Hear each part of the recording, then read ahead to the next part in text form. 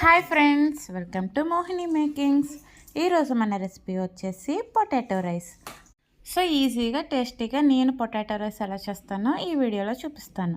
First అయితే stove మీద మూకుడు పెట్టుకుని అందులోకి ఒక 3 స్పూన్స్ వరకు ఆయిల్ వేసుకోండి. తర్వాత అందులోకి 4 పొటాటోస్ ఈ విధంగా కట్ చేసుకుని వేసుకోండి.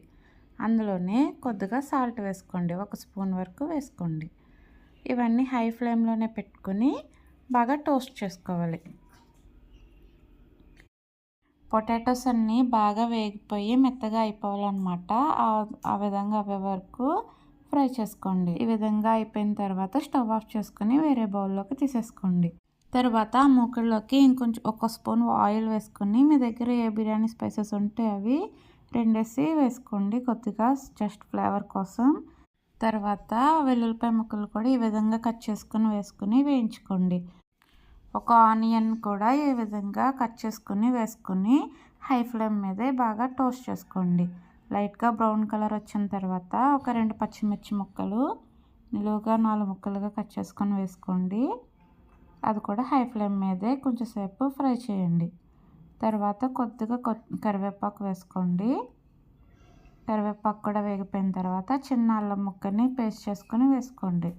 అల్లం పేస్ట్ కూడా బాగా వేగిపోయిన తర్వాత మనం ముందుగా ఫ్రై చేసి పెట్టుకున్న పొటాటో పీసెస్ కూడా వేసేసుకొని ఒకసారి కలుపుకోండి. ఇప్పుడు 1 స్పూన్ ధనియాల పొడి, కొద్దిగా జీలకర్ర పొడి, ఇంకా కొద్దిగా గరం మసాలా వేసుకొని ఒకసారి బాగా కలుపుకోండి. ఇప్పుడు ఇందులోకి ఒక గ్లాస్ రైస్ ముందుగానే వండి చల్లార్చి పెట్టుకున్నది వేసేసుకోండి. అందులోకి సాల్ట్ తగినంత వేసుకుని మిరియాల పొడి, కొద్దిగా soya sauce 1 spoon, vinegar 2 spoons, chaat masala 1/2 spoon ఇవన్నీ వేసుకొని రైస్కి ఇవన్నీ బాగా పట్టే విధంగా కలిపేసుకోండి.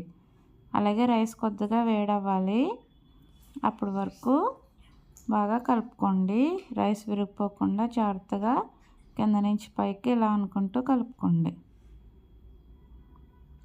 ఇలా రైస్కి మొత్తం అన్నీ కలిసిపోయిన తర్వాత స్టవ్ ఆఫ్ చేసేసుకుని పైన కొద్దిగా కొత్తిమీర చల్లుకొని మూత పెట్టేసి ఒక 10 మినిట్స్ పాటు వదిలేయండి.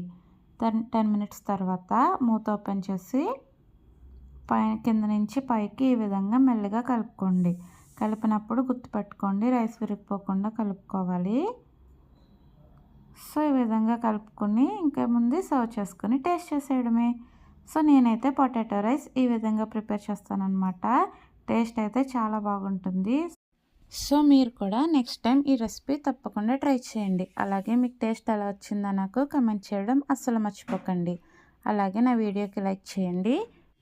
ఇంకా మరిన్ని వీడియోస్ కోసం నా ఛానల్ని సబ్స్క్రైబ్ చేసుకోండి.